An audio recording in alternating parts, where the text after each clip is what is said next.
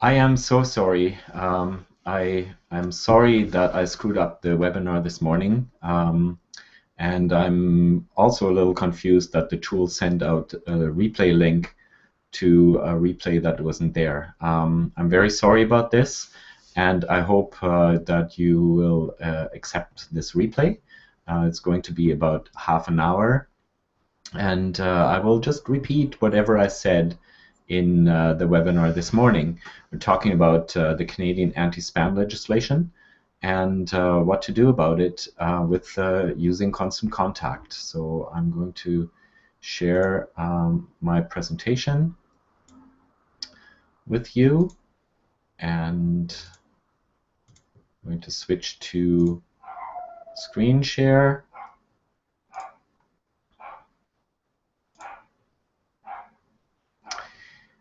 So now you see all my slides.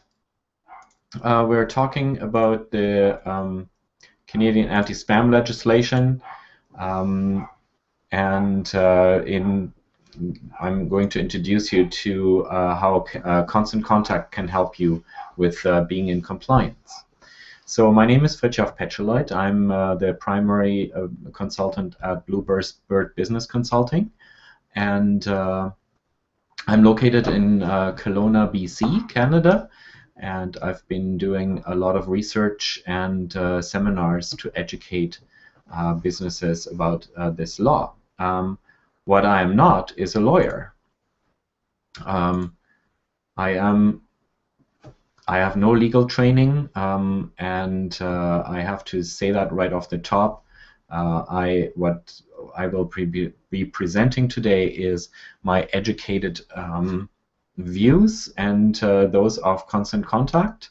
We do have access to lawyers that have studied the law. There's a lot of things that we will see in the coming years how it's actually going to be enacted. But for now, we need to follow the rules and teach the rules as they are. You will be getting this replay by email, and I will attach the CASL checklist. It's a handy checklist to see if you're complying with CASL. What we will be talking about today is what CASL is and some key terms, the considerations for marketers outside of Canada and nonprofits, and we're going to walk through what you need to be compliant, and I'm also going to touch on a few things that are outside of email marketing because CASL also affects electronic messages like social media messages and so on.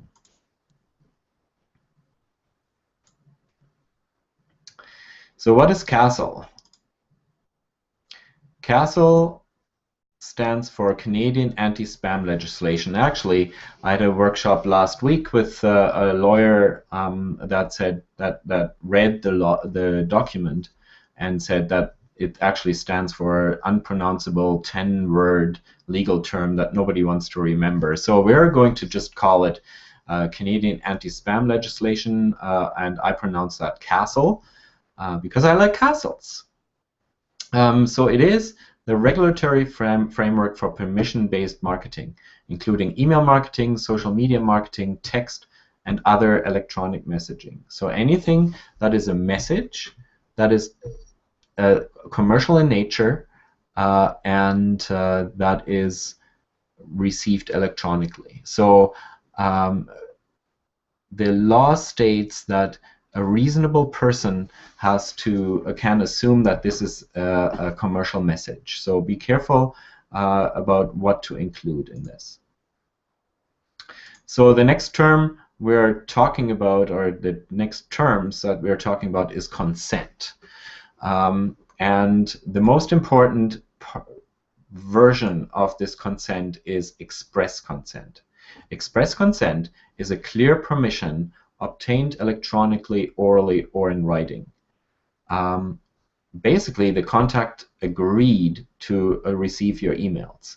The easiest way to document this, of course, is electronically. Orally is really hard to do, and we might need to jump through a few loopholes for that. Then there is the term implied consent, and we'll get to that later on. But basically, implied consent means that you can assume that this contact wants to receive your emails. And this is second best to express consent, but it's better than no consent. So how do we get express consent? If people sign up to whatever your email list or agree to receive commercial emails from you, or even on your Facebook page, you have to clearly indicate that you're asking for permission to send electronic messages. You have to clearly indicate what organization is requesting permission. So if you're a marketing consultant and you're working for a client, both of those organizations have to be mentioned. Tell possible contacts what they will get. So if you are sending messages about services, if you're selling goods and services, and you're sending messages, your sign-up form states that you're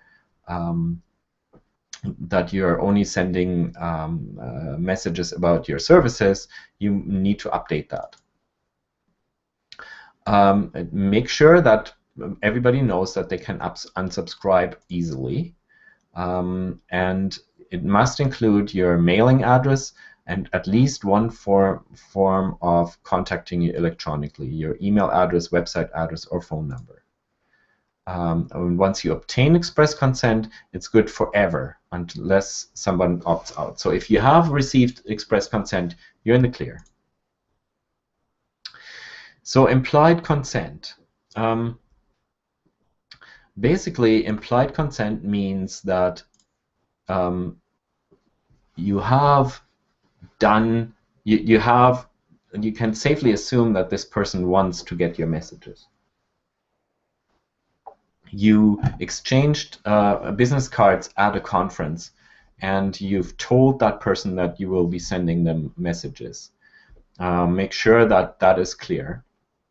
Or a customer that made a purchase, or a supporter that made a donation, or money has exchanged hands, or a written or electronic contract is in place. So those ones are basically implied consent. And implied consent allows you to send commercial electronic messages, and for 2 years. So after those 2 years, or within those 2 years, you have to confirm with this person that they want to continue receiving your messages. Interestingly enough, this 2-year period starts every time the implied consent is granted. So if you have annual memberships, for example, every time somebody renews their membership, they also renew the implied consent. However, it's always safer to have express consent.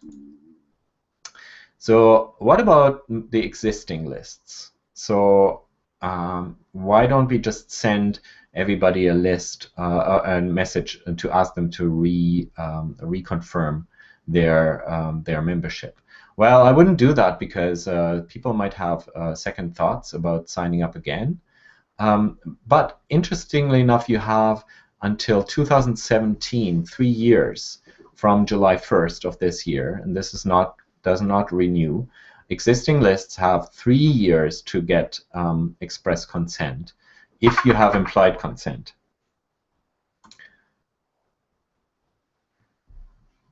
Let's play a little game. What's wrong with this picture? So this is a picture of a sign-up form, as we see in a lot of on a lot of websites and stuff like that.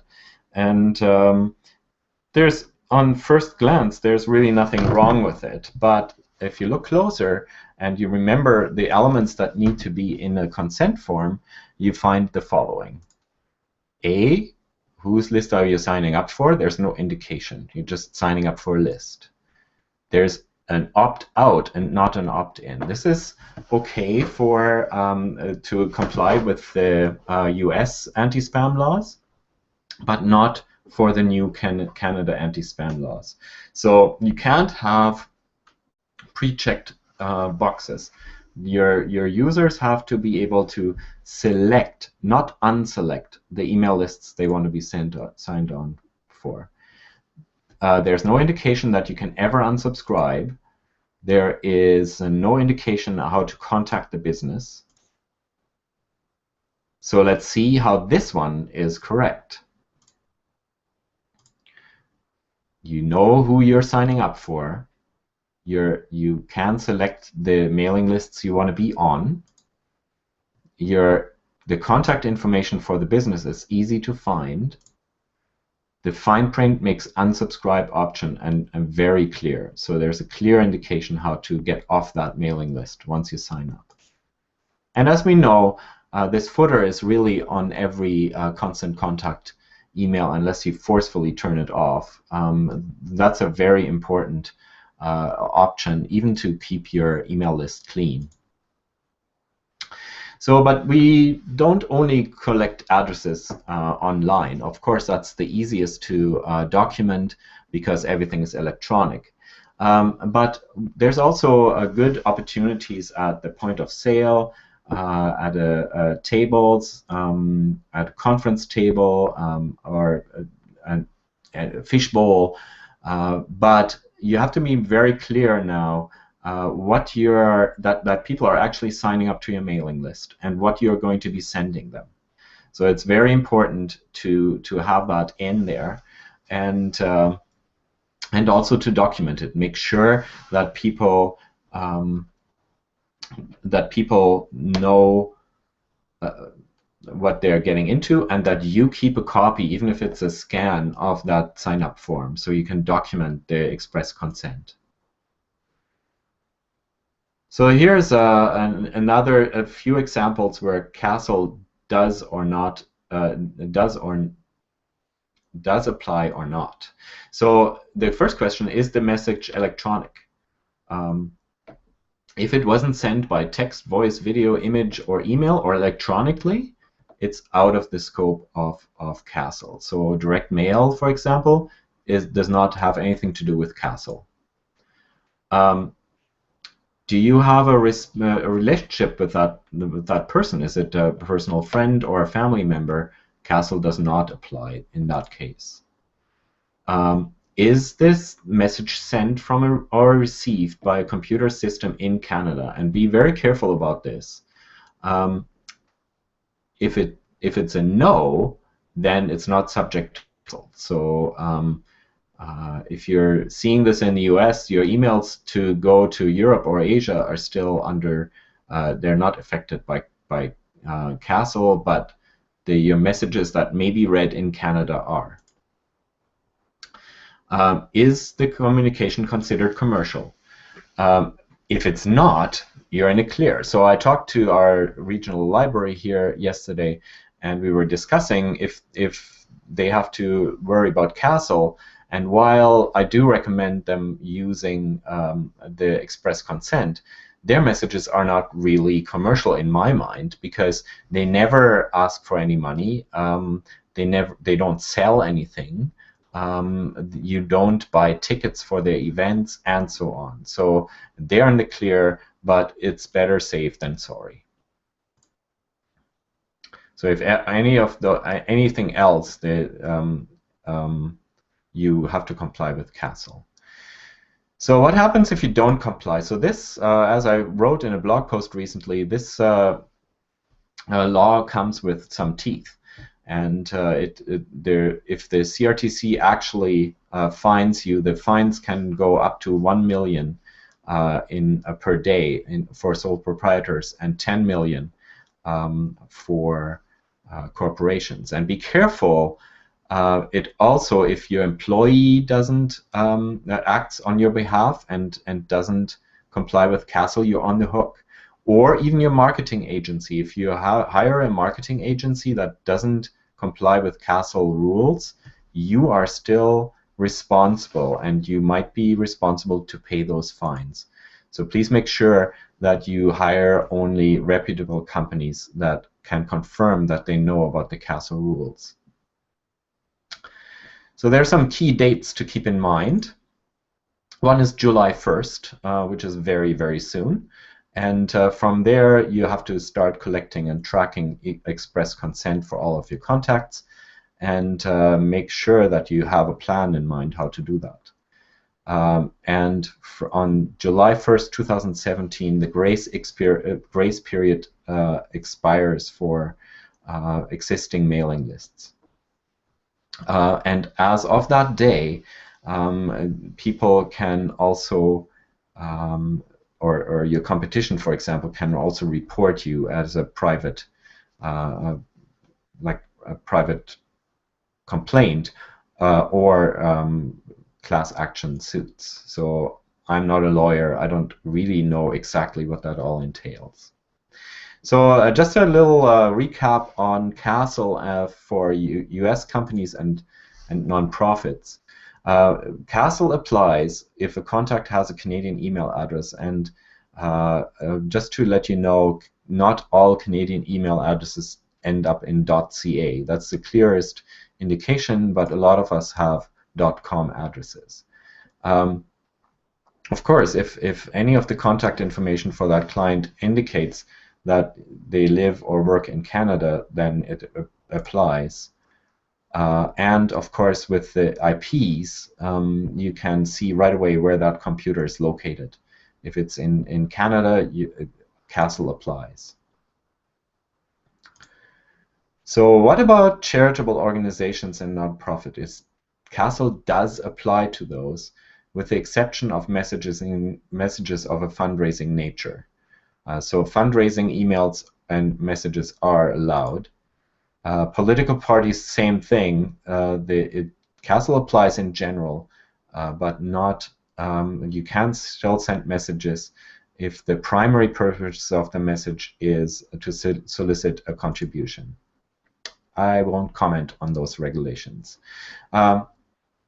So what to do to prepare for CASL? What do we do now? So review your email address collection methods. Where do you collect email addresses? Make sure you can answer the following questions, or yes to the following questions. Your sign-up form has a clear language and asking for permission. Your sign-up form and your communication includes a valid email address, mailing address, and an electronic way to contact you. Does your sign-up form clearly identify the person, business, or organization asking for the consent? Does it state that you can unsubscribe at any time? Do you have a process in place to document this consent? And that can be tricky, not electronically, but otherwise. And make sure that you know that after you have expressed consent, you don't have to worry about it anymore unless somebody opts out. So, for example, we all know the fish bowls at trade shows and so on. You can continue with them. Just be upfront with people and tell them, sign up to our mailing list to receive our newest offers and win an iPad, for example. So be clear about it, and make sure you keep a copy of that sign that was on the fishbowl, and then you have express consent. But again, documenting that is important. So what do we do to obtain express consent? For all new contacts, make sure that you have the sign-ups in there. And for your existing contacts that are not express consent, for example, my email list, I have express consent for everybody because they opted in already years ago, because we've been talking about this for a long time. So make sure all of the communications have the appropriate information in them. And we talked about what that is. And I actually have a webinar that I did earlier this morning where I show you how to create an email signature that is CASL compliant for your Outlook emails as well. So Constant Contact helps, and the tools are coming soon. We're expecting them any day. These contacts will be tracked through Constant Contact. The website sign-up form, we will offer a soft confirm link in your permission reminder. You know that permission reminder is the little text that you get on top of the email where you remind people why they're receiving this email. So make sure that you look out for that and that you add that to your future emails. And then we'll also create a template of to send to people for that profile email. So how do you find out if your mailing list in Constant Contact or your mailing tool has if there's what kind of permission people are given? And the best way to do that is to go into your tool, into Constant Contact, and download your contact list. And you download it, and you receive an Excel sheet, and you can sort that and everything. And if you scroll over to the right, there should be a column that says permission status. And there in the permission status, you can see if it's implied or express, and the date of the login. So there's really easy. And if you feel like you should maybe send a confirmation email of gathering express consent, I suggest only to send it to those people that you don't have express consent for, and not anybody else. Just don't risk people giving a second thought of if they actually want to be on your email list. But again, as I said, these are already email best practices that we've taught you for years, so it's not really that new. Having a clean email list, first of all, is cheaper because you pay for a larger list. You improve the open rates and the effectiveness of your emails. You get fewer spam reports, and in the end, you're going to have more opportunities to do more business in the future from your mailing list. There's some links are there, and if you're seeing this as a recording, you will also get these links in the email that I'm going to send you. There's one that is really handy. It's the constantcontact.com/CASL that has a whole collection of things that is helpful for your understanding CASL and teaching other people how to use it.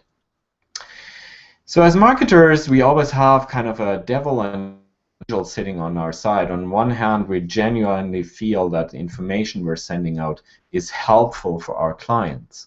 On the other hand, we also want to drive sales and want to drive sales fast.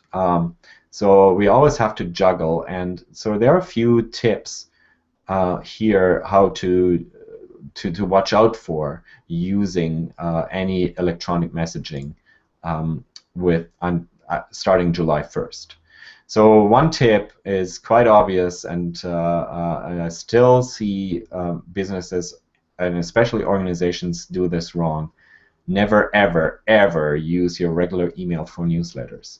Not only are you threatening or are you in danger of getting into spam filters, but you're also now being seen as a criminal under CASL. You're also missing out on a lot of great opportunities for analytics and templates. I recently wrote a blog post about CASL and LinkedIn, and just in a nutshell, LinkedIn is fine to send electronic messages to your contacts that have opted into receiving messages from you. It's not necessarily smart, but it is illegal. What you have to watch out for is that the in-mail you're sending to contacts outside of your network are considered commercial electronic messages, and they do fall under CASL. Lo and behold, there are also rules to use that apply to Facebook. In a nutshell, if you are using Facebook profiles, you know, the ones where people have to friend you for your business, you are breaking Castle laws. You're also breaking Facebook's terms of service. So Facebook is really in the clear again, but make sure that you use a page to promote your business or your cause. Earlier this morning, and I will attach the link to this in the email that I'm sending you, I did a webinar about how to create a Castle compliant email list, an email signature for your regular Outlook email. And you can see here that it has all the elements. It says who's sending it from, the company. It has different ways of contacting me electronically. It also has the physical address, and in the email signature, it also has an effective and easy way to unsubscribe from any further emails. So protecting my email from that, and I'm basically making sure that people know that I know about the new Castle laws. So, and of course, this webinar is free, but of course there has to be a sales pitch. Constant Contact is, in my mind, the best email marketing tool available for small and medium-sized businesses, mainly because of the amazing support that Constant Contact offers. And for the month of June, with the promo code June14, you can get you can get 50% off the first month. Or if you're not quite sure, you can start a 60-day free trial. And I will also put that link into my email. If you want to learn more, you can go to constantcontact.com, and there's always experts in your area.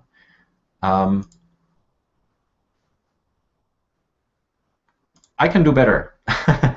If you sign up to Constant Contact in June, and you go ahead and use that promo code that I just mentioned, but if you're signing up through my website, through my link, you are also going to get a free campaign creation branding match, meaning that I will personally make sure that your templates match the branding of your website and your logo. So I will do this for you, and of course, Constant Contact is going to help you with your with getting started as usual. So that's something that we've been doing. For a long time. So it's really easy to get started. We'll help you export your existing list or your Outlook contacts that you want to use into Constant Contact, into the email form, and so on. So please make sure that you have a look at those offers, and if you're not 100% sold, just play around for 60 days. You can send emails, I believe, to 10 people to check it out.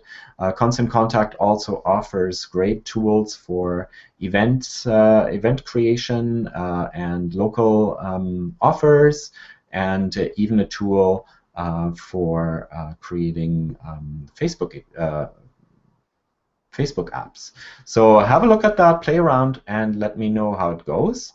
Again, I'm very sorry that to all of you that sat through the event this morning that had the problems. I hope you found this information valuable, and I hope that I'm going to see you soon.